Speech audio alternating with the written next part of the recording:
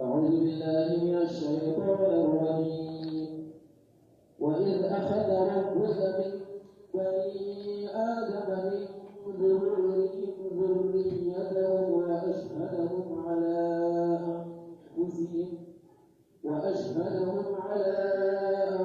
أنفسهم ألست بربكم قالوا بلى شهدنا أن تقولوا يوم القيامة إنا كنا عن هذا غافلين. بسم الله الرحمن الرحيم، والصلاة والسلام على نبينا محمد وعلى آله وأصحابه وسلم تسليما كثيرا. سبحانك لا علم لنا إلا ما علمتنا إنك أنت العليم الحكيم. أستغفر الله الذي لا إله إلا هو الحي القيوم وأتوب إليه. اللهم انفعنا بما علمتنا وعلمنا ما ينفعنا وزدنا علما. biye taratasuye hijiriya bakele ani kemenani ani saba minye hijiriya sankalo folo bisuinye ofulana de miladi nasaraw ka jate bafula ani muga ani kele sankalo segina bisuinye otanay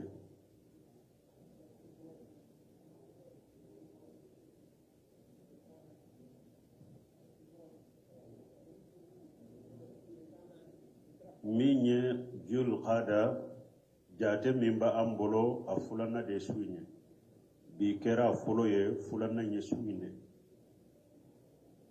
jate mimba ambolo ambe jate ta minna ko muharram bi tunye afolo de suinye afulana minye suro antum kumana ko hakilina do tunana ko datiu kana fo me antum ma tigi ka kuma famude ako datiu be atogola nafa be ulula akambe de ni ewa don fasamanti munum be sankono komi arafa do ani jommina tanna nambe ulu fasamantiya fo ankana do inde fo ko apepe ninma parce que sangore nu ya jue ni odo no sang tay make kelenye ni mo ya lamma bu nyagambi wala ko kambo odema me ukante dati nunu mako parce que mo chaman kamisa sinana mako datu kana sanse me atigilla nyini te datu sansele alla nyini ye don fasamantunde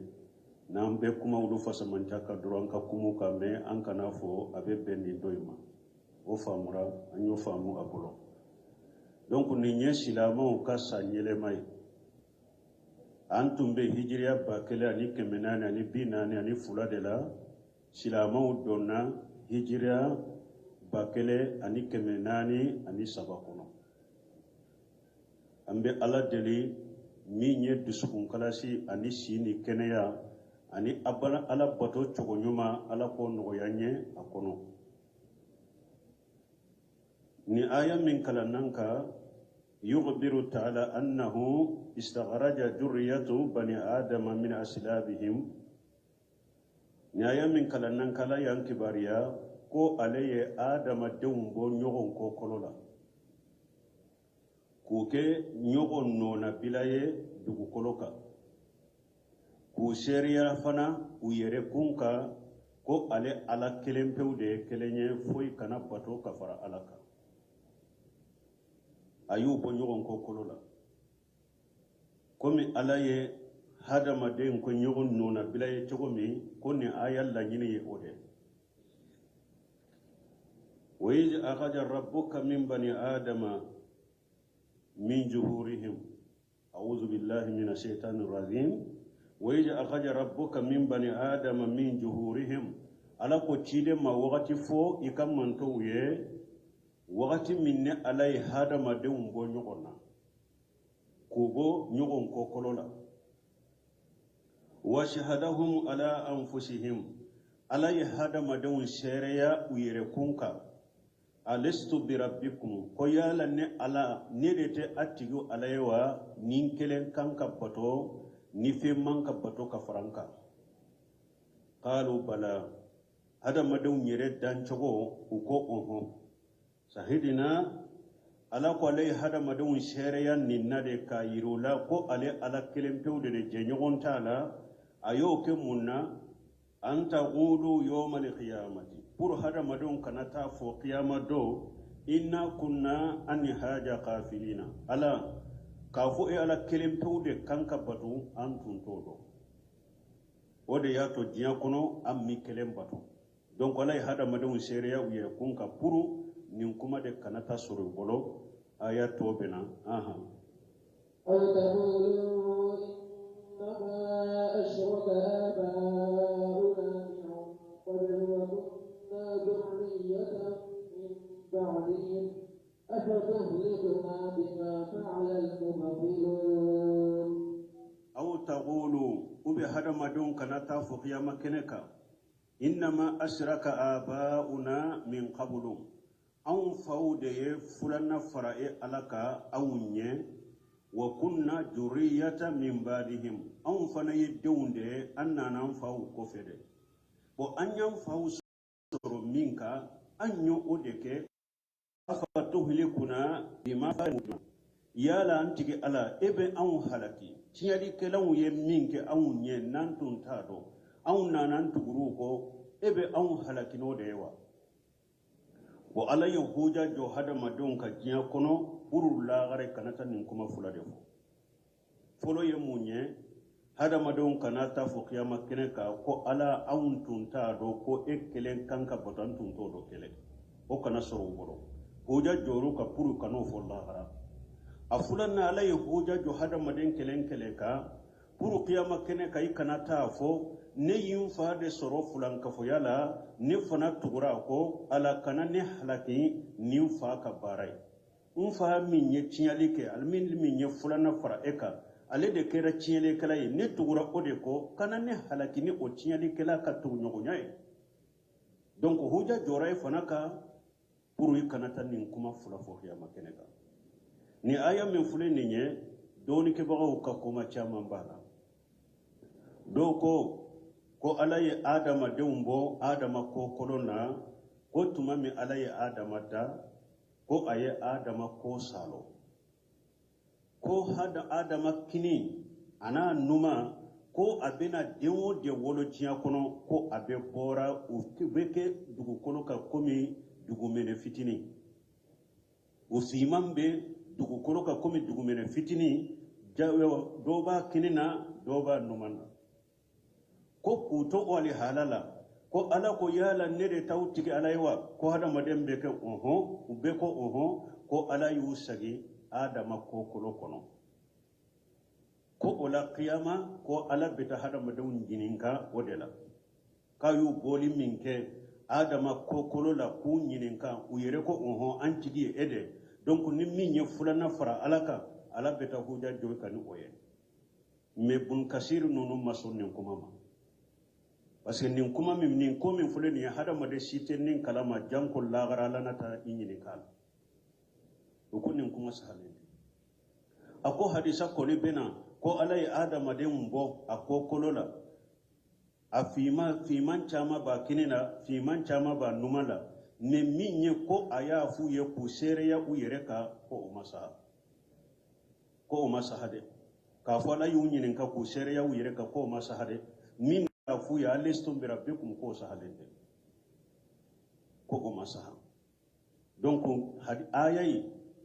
tuma min abdurahmani sa'adi ye aya in tawsiri a ko aya in haqiqa ye min ye an ye aya in tawsiri cogo min ala ye hadamadenw bɔ ɲɔgɔn kɔ kolo la maana faw bɛ denw sɔrɔ e fana bɛna denw sɔrɔ aw fana bɛna den wɛrɛw sɔrɔ a bɛ ɲɔgɔn nɔna bila dugukolo kan ala ye hadamadenw fosi ka bɔ ɲɔgɔn kɔ kolo la de n'u be ɲɔgɔn nɔna bila dugukolo kan ni hadamaden kelen kelen bɛ ni ala y'i da n'i bɛ wɔlɔ i dusukun kɔnɔ i ni limaniya ni ala kɛlɛbanja de bɛ wɔlɔ mais ɲanamaya yɔrɔ de b'i yɛlɛma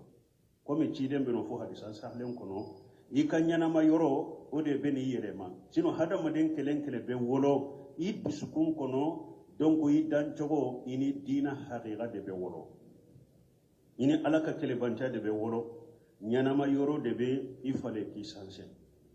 o de y'a to minnu kɔ nin kɔrɔ ye ka hadamadenw bɔ ɲɔgɔn kɔ kɔrɔ la ko ala ko ye akaja rabbuka min bani adama min juhurihim i m'a ye ala m'a fɔ wa ye akaja rabbuka min bani adama min jaharihi a m'a fɔ a ye hadamadenw bɔ adama kɔ kɔrɔ la min juhurihim ala ye hadamadenw yɛrɛ bɔ ɲɔgɔn kɔ kɔrɔ la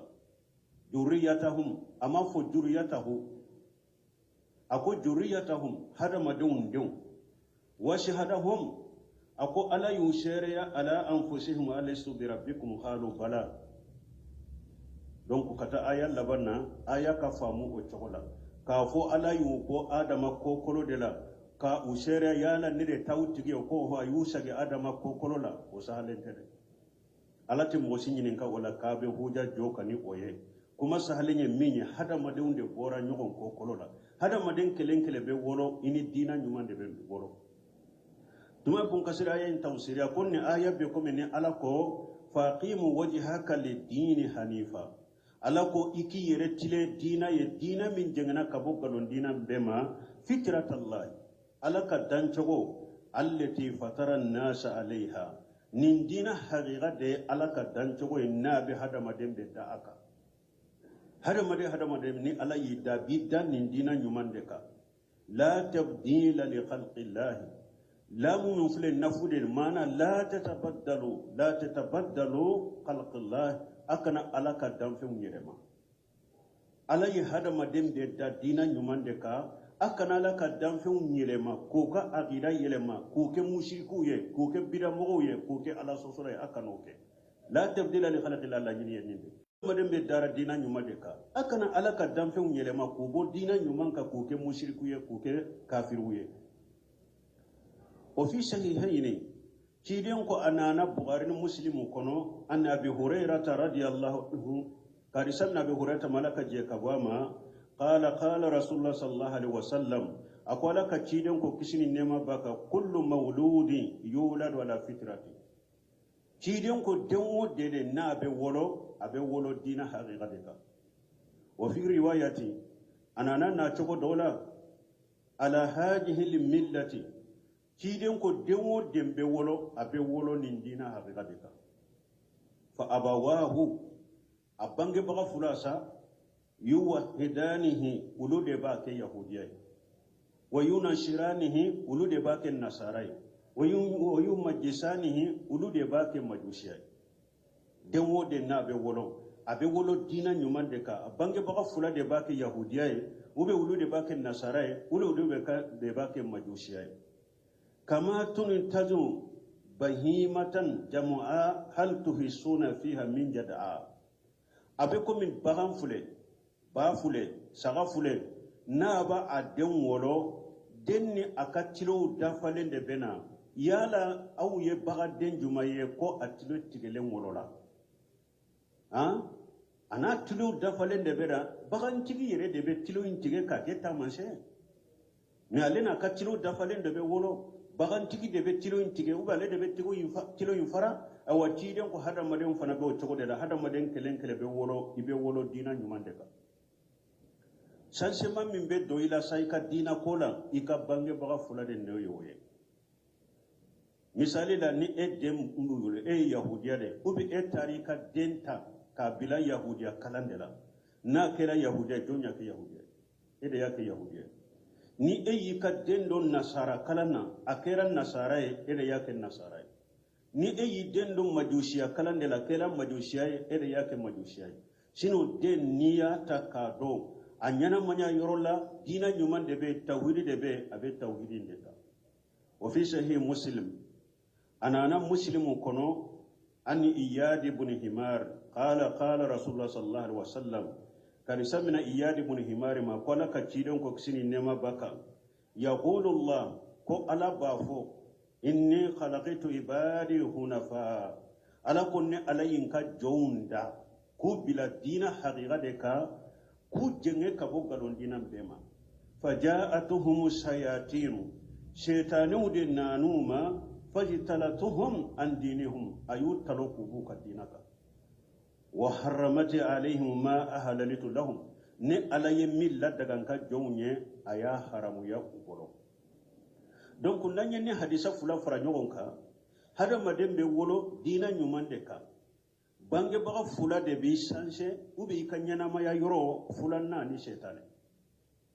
nunum de be hada made be musrikiya la abe bidiya la abe kafiriya la akanyana ma yoro chogo de ba yelema bange baga fula de ba yelema shetane de ba yelema sino ala koniya awa awolo ala koniya daka bo awolo la dina nyuman de ka donc ayal la nyine ye ode hada maden kelen be wolo nin dina nyuma tauhidi nyuma dina chogo ya nyuman de bi dusukun kono me dinya nyana ma ya chogo de bi yelema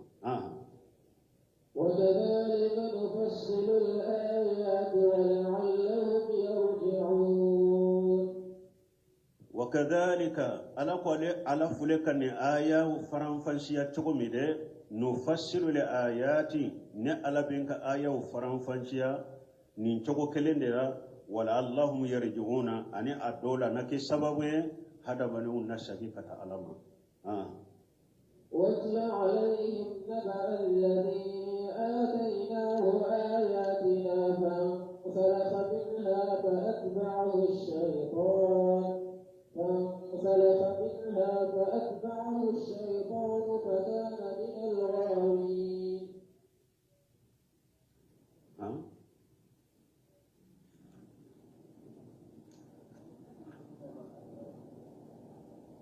إنما أنيو توسيري وأتل عليهم النبأ الذي آتيناه آياتنا فانسلخ منها ni aya min fulen ni nye doni ke bawo ye nyogon soso ajigi sababu la do ko bul bun abara do ko bul bun bawura kuma chaman nana matogo wero ufera me anya fanko tawsiri kelaw ko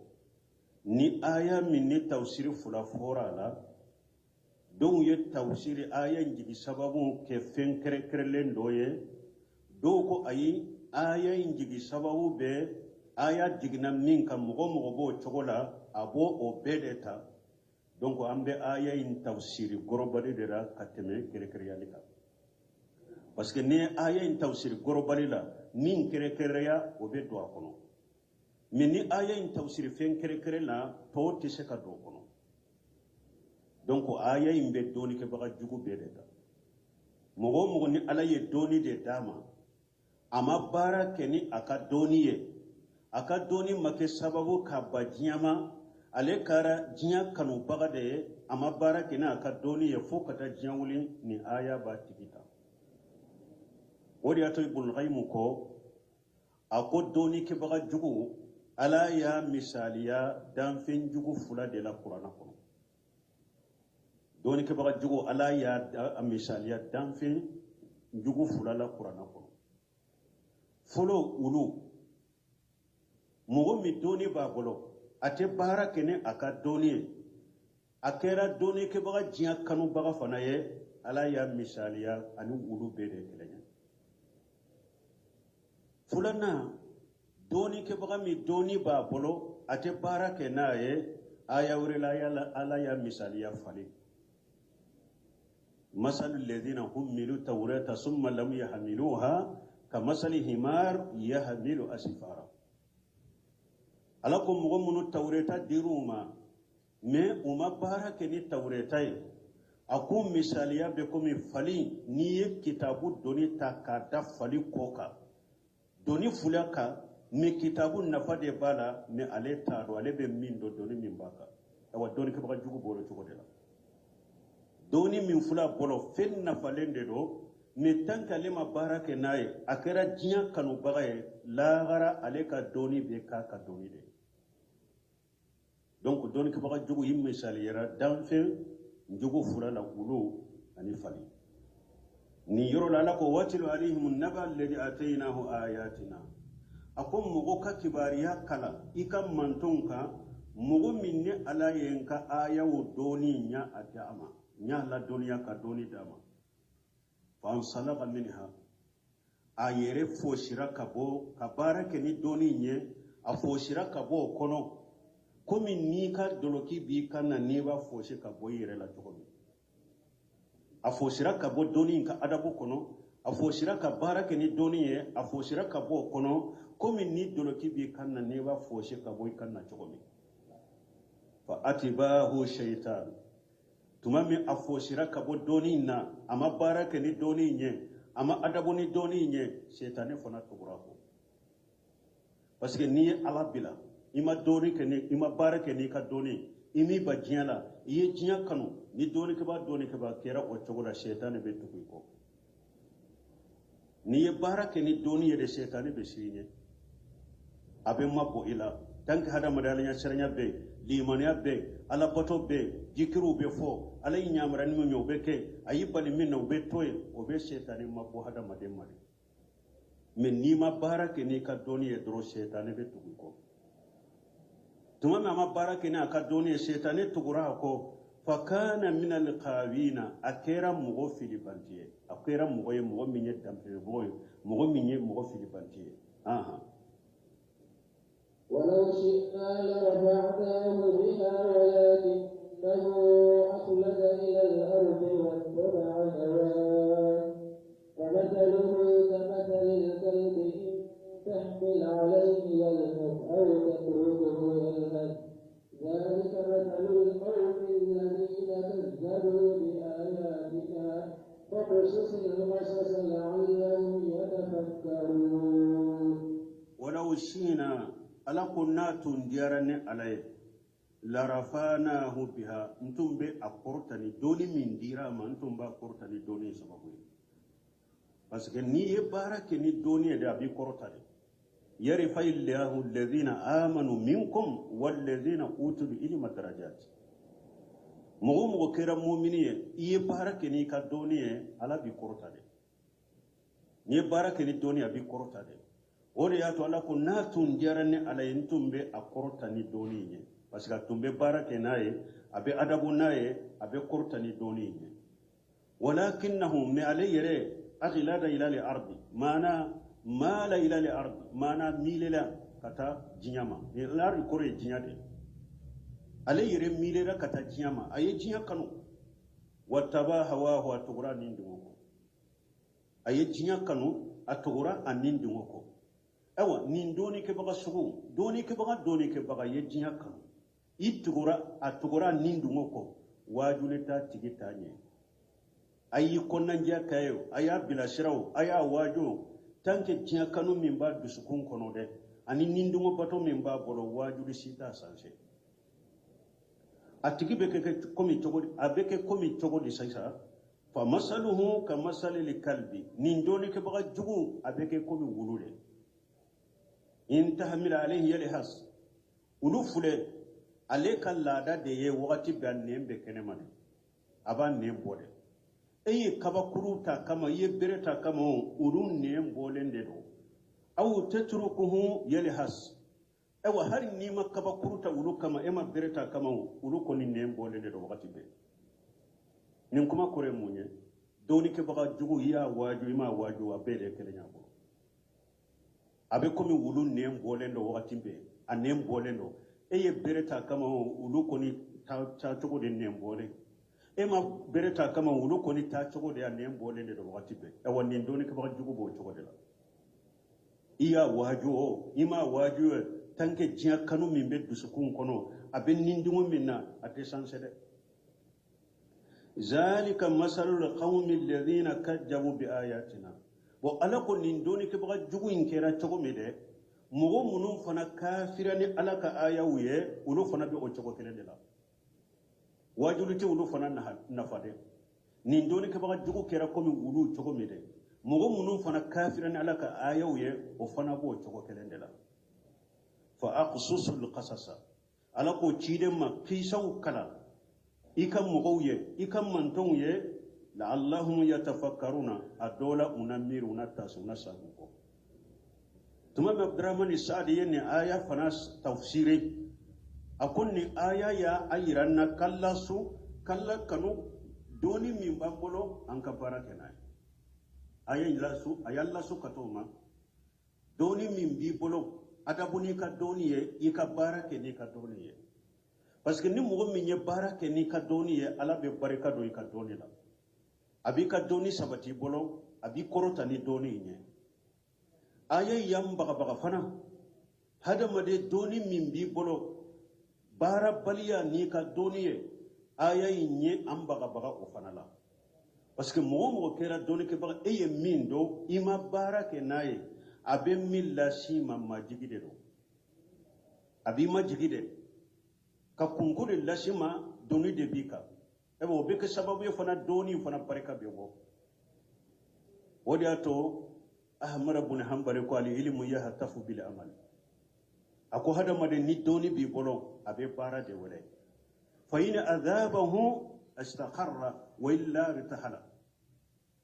ahmad ibn hanbali ko ni doni b'i bolo ko a bɛ baara de wele kana ni baara in ye doni in jaabi i ye baara kɛ n'i ka doni ye ala bɛ sabati mais n'i ma baara kɛ n'i ka doni ye ala bɛ doni in ta hari n'a yɛrɛ ma ta ka bɔ i bolo a barika bɛ ta ka bɔ i bolo donc o doni kɛbaga jugu misaliya de filɛ nin ye awa nin doni kɛbaga sugu ɲɔgɔnna ka ca diɲɛ kɔnɔ sisan doni b'a bolo a tɛ baara kɛ ni doni ye doni b'a bolo a bɛ diɲɛ kanu doni b'a bolo a bɛ nin dingo bato ni e ye aya dɔ fɔ sisan ale b'a modifier ka aya in tawsiri ka bɛn a nin dingo ma a b'a yɛlɛma ka tawsiri ka nin dingo k'a la ou bien a bɛ bɔda ɲini a la bɔyɔrɔ ɲini aya in na doni kɛbaga jugu n'i ye ciden ka hadisa fɔ a ye a bɛ bɔyɔrɔ wɛrɛ de ɲini a yɛrɛ la a bɛ ba hadisa in na donc doni kɛbaga jugu man ɲi dɛ ani wulu de ye kɛlɛ ɲɛ a yɔrɔ dɔ la ala y'a misaliya fali la donc hadamaden n'i kɛra doni kɛbaga ye baara kɛ n'i ka doni ye ka seko damayira bɛɛ la o de bɛ barika don doni la o de bɛ doni sabati o de bɛ kɛ sababu ye fana i ka doni b'i kɔrɔta donc nin y'a yira n na mɔgɔ yɛrɛ tɛ se k'i yɛrɛ kɔrɔta k'i yɛrɛ yira ko bɛɛ k'i dɔn mɔgɔ tɛ se k'o ko ye ni e b'a fɛ barika ka don i ka doni la ala ka kabulu k'i ye ala k'i kɔrɔta n'i ka doni ye baara kɛ n'a ye i dusukun kalasi doni min b'i bolo i dusukun kalasi i ka baara kɛ ni i ka doni ye ala b'i kɔrɔta ala b'i ka ko jɛnsɛn n'an ye ahmad ibn hanbali ahmad delila k'a fɔ a den ye a ko i fa ka ko bangera n tun t'a fɛ n ka ko ka bange ne tun b'a kanu ka kɛ maka iritu dɔ la mɔgɔ ka nin dɔn mais ala y'i lajara dɔn k'i bɔ kɛnɛ ma salafu tun tɛ u tɔgɔ ka bɔ yɛrɛ salafu tun ye fɛn min kɔ yɛrɛ n'u b'a contrôler u ka bangew ka dɔn u tun t'o fɛ salafu dɔ tɛmɛna hari n'u ka jama min bɛ sigi u kɔrɔ k'u lamɛn n'a tɛmɛna mɔgɔ 4 la dɔrɔn u bɛ wuli palasi la n'u bɛ sira n'u bɛ jɔrɔ n'u t'a fɛ u ka ko ka bange donc mɔgɔ caman fana ka lahala ye dɛ n ka se ka dɔn n ka ko ka se ka jɛnsɛn n ka ko ka se ka bange o de y'a to an ko sarafu ko hubbu juhur yuqsim juhur ni mɔgɔ min y'a kanu ko n ko ka bange ko o bɛ kɛ sababu yɛrɛ k'i ka bangeli yɛrɛ ko kari de e tɛ dɔ tuguni o ni mɔgɔ mɔgɔ yɛrɛ y'a de ko i b'i yɛrɛ yira de yɔrɔ yɔrɔ ne ka ye yɔrɔ yɔrɔ ne kan ka mɛn ye pour mɔgɔw na kɛ sakin dɔ n ka ko na jɛnsɛn o tɛ foyi lasi ma k'i ka ko sagi kɔ hadamaden b'i dusukun de kalasi i ka baara kɛ n'i ka dɔɔni ye donc ala de b'i bɔ ala de b'i kɔrɔta o de y'a to ala ko ya walaw shi'na larafa'nahu biha ko n'a tun diyara ni ala ye n tun bɛ nin dɔɔni kɛbaga kɔrɔta n'a ka dɔɔni ye parce que a tun bɛ adabu n'a ye a bɛ baara kɛ n'a ye a b'a dusukun kalasi a bɛ ba diɲɛ ma a bɛ kɔrɔta mais aya in y'a yira n na mogo ni doni bi bolo ima adabu nay ima barake nay iye jinya kanu yi nindingo batum ala bi majigide ibe majige pi setane de be tugu ko de e ka jenyogon be ke setane de dronna bi fili ala kan kisi kan tanga uma donc ni nye sababu an kan dusukun kala shalala an ka barake ni doni uye ewa puru ka dusukun kala si soronde la ka fo awye doni ke ban ko yere jira la nyini sabab de be ke sababu hada madin ba yere jira hubbul hamd was sana wal madhu folo ye munye mogo ni eye tanuli de kanu mogo ka tokin tanu kimma jamu o kanu be ke sababu ye ka hada madin ke yere jirantiye dusukun kala si baga te tanuli yere fe wori ato an ka kramo ke Sheikh Abdallah Bumbaji dondola sana ka muhadarat damina doya tanulin ko fe sana ka muhadarat damina kombe ala deli ala ka yafanne ni ebema iye kuma munun fo ne ma she o yorola ne ala ka jonde ala ye wajibin bimbilan ka mashe ka beka yere me ka do eye munun fo ne ka kibari ala qiyama la bi nyini ka wala dala delala ka yafanni ma ewa ako akalilaka ako wallahi alete tanuli fe donc tanuni kanu majamuli kanu ikunga togo ka fo yorobe le minye yere jira la nyini fulo fule ninde ni mogo ni tanuni ni be hadama don ka tanuni kanu iba fe wode be ke sababu bi yere jira sababu folo yenende asababu fulana alifiraru min jammi mogo ni ebe bolide mogo kanila gosi ikana fo munna yennin ke ebe sira mogo kan la gosili koro o ye sababu fulana min be hada madem bila yere jirala parce que ne isra na mogo kan la gosili sa wakati be eba la nyinin ka fendo de ke mogo tilla gosi minna o de bi sama kata yere jirala min bi bole hada madem kan la gosili ma sabana min be hada madin ke yere jirantiye a sababu sabana min be hada madin ke yere jirantiye atama fima fi aidin nas ni kan natadda hada madun ka bolola fenka o be ke sababu bi yere jirade parce que ba fo de sa ninne man ninde fo nte karasa taso ninne man ninde ke nte karata taso nkan nin fo nyana pour akan nin dinema nkan nin ka nyana pour nkan ni sura bolo donc min be hada madem bila yere jira la ni sababu sabade ni hada madem ni yere projet ni sababu sabala yere tanulin imo kanu ki boli hada madem kan la gosilinye ima oke ebe ala ta de fo la yaqafu lawmata laimi ala ko togo ala ye min fo ci de min fo e bo de fo ite sira jalag kila sika jalagie ite sira la gosili kala kala la gosili ay iba fu ma fato iba fu ma dictatori o iba fu ma hikmatila o iba fu ma kuma togo mani ima ko tenni sila wo ni bolila hada madon kan la gosili ne dorobi yere e ka ala ta de fo ka ciden ta de fo ani min sabatira sarfu salu ka tabola iko fo i kana sira jalai kala sika jalagi koro kana sira lagosili kala sika lagosili koro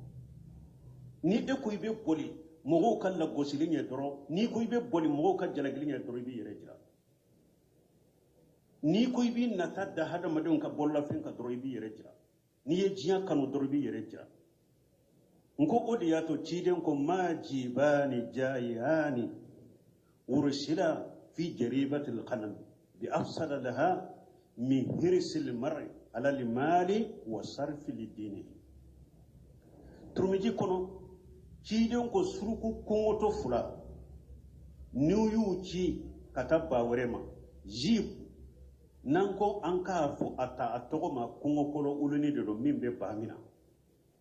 jibu yo ode kungo kolo uluni kun ewa kungoto fula new yu ci kataba werema harisan na chokola bawere min fana mogo shite iye kungo kono uluni ewa kumoto fula ci bawuma ube bawu nunun cinya chogo mide ku minanu kanye kasogo ku kono fara ku bila ku shempurti ku bila nu be bawu cinya bawere kono chogo min ni mogo tede ewa ciden ko hada made fana ni eko ikan na folo de kanu ani ka togo kanu ani korota obika dina tinya kateme surku kungoto obe kwewa kungo kono ulnu fulabe bangu tinya togo ni e ko ika tinya kanu de ika korta kanu obika dina tinya kateme nin fulabe bangu tinya togo nin kitabu fana buna rajaba ni hadisa kele buna rajaba yake kitabu ye abdul karim khuderu ya sarahu niya anyini ojawula ya sarahu kake kaseti segi ni kalande nye o fana lame abi nafa kosobe ika janya na maya ko donc doni ke baga nin ko fula sabatira ibolo idina tinya lele ni doni ke baga ko ni na folo kanu doni ke baga ye korta de kanu yoro ka fo karasa yoro ne de kaye yoro ne de ka to ka foye nyema yaw kanuli ni o be doni ke baga bolo abika dina tinya kateme ni suruku kungoto fula ube kungo kulu ni fula nu tara bawu ma bawu tinya chogo ni fula be eka dina tinya kateme oka donc ala kanke mo ye nambe barake ni doni uye nambe bajiyama ni ambe doni de kanu ka barake na jiya kanu manyi ni dungo kanu manyi ni yo ke doro doni ke baga shaitan be tugo ko ewa doni ke baga jugu misaliya de fule ni ala kanke sikantanga ساء مثلا القوم الذين كذبوا بآياتنا وأنفسهم كانوا يظلمون ساء مثل القوم الذين كذبوا بآياتنا ألكم مغو كم مثاليات يانا دي مغو كم مثاليات جويرا مغو منو ين ألك آية وغلون تيجيا نو كم مثالي كيرا قولو دي مثالي كم مثالي كيرا مثاليات جويرا misaliya jugu ni mogo min ni ala yi ni ulu de ke kelenya lam hankutu jugu dira e made awa doni ke baga jugu doni ke ba jiya kanu baga doni ke ba min te barake ne ka doni e ala ko im misaliya ra ulu de la im mile sharira minna e misaliya ra fen jugu made min ye ulu ye awa bo chogo kelen de la mogo munun fana kera kafiru ye nu ye ala ka ayaw galon tigeya ala yulo fana misaliya ulu fana ka misaliya jugu yara de wa anfusahum kanu yajlimuna men nin groupe fulaim be u yere de kera u yere kunto no bagay min kera doni ke baga jugu yo ni min yi soro diani lagara e yere toro ni mo min yi alaka ayaw galon tiga ya de o ni min yi soro diani lagara e de kera e yere kunto no bagay من يهد الله فهو المهتدي ومن يضلل فأولئك هم الخاسرون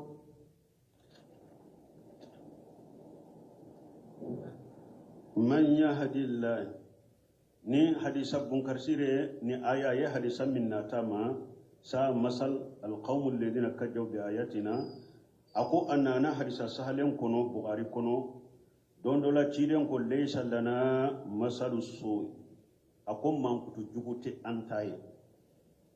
al-aidu fi hibbatihi kal kalbin yaudu fi qayyihi ciden ko mogo min ni eye femmin tayadi mogoma mi esagira ka nimisa ka boshi atigima ciden ko mi misaliya be comme wulu na fonona ayere sagira kana ka fonodu mais don ke bawo ko wote denni faace fa koni na yere minta kadi adema abedaga aka posala tedo alete do hadisa kono parce que denna kan na furo be fatai fa be se ka fendi adema o ko fa be se ka posila alete yenni hadisa kono mais ni wote mogo ni fenta kadi mogo ma ayere de yata kadama e ka sagi ko minala tidon ko misaliya be ko wulu na fonona na sagira ka fonoto ala ko man yahdillahu fa huwa almuhtadi ni ala ye mogo min kanda ede kanda bagay o man yudlili ni ala ye mogo min fili fana fa ulaika humul khashiruna ulu tigila mogo de mogo perdile wonye jian ani lagara o de ya tonni aya nyin tumbe ciden ka kutubatul haja hadisa do tumbe anene aya be nyogonta man yahdillahu fa huwa al-muhtadi wa man yudil fa ulaika humul khasirun ciden tunkera na ba ka kutubatul haja abe minbari de kawa ube nabe silamiya nabe haju do de ke haju minye haju baye abafu innal hamdalillahi nahmaduhu wa nasta'inuhu wa nastahdihi wa nastaghfiruhu wa na'udhu billahi min shururi anfusina wa min sayyiati a'malina man yahdihillahu fala mudilla lahu wa man yudlil fala hadiya lahu wa ashhadu an la ilaha illa Allah wahdahu la sharika lahu wa ashhadu anna Muhammadan abduhu wa rasuluhu. Ciden tumben nin fo aka kutubala sallallahu alaihi wasallam. ولقد ذرأنا لجهنم كثيرا من الجن والإنس لهم قلوب لا يفقهون بها ولهم أعين لا يبصرون بها ولهم آذان لا يسمعون بها أولئك كالأنعام بل هم أضل أولئك هم الغافلون. ولقد جرانا لجهنم كثيرا من الجن والإنس الله ألقوا والله أقول على جهنم ni alai jinna chaman hada marin chaman de da jahannaba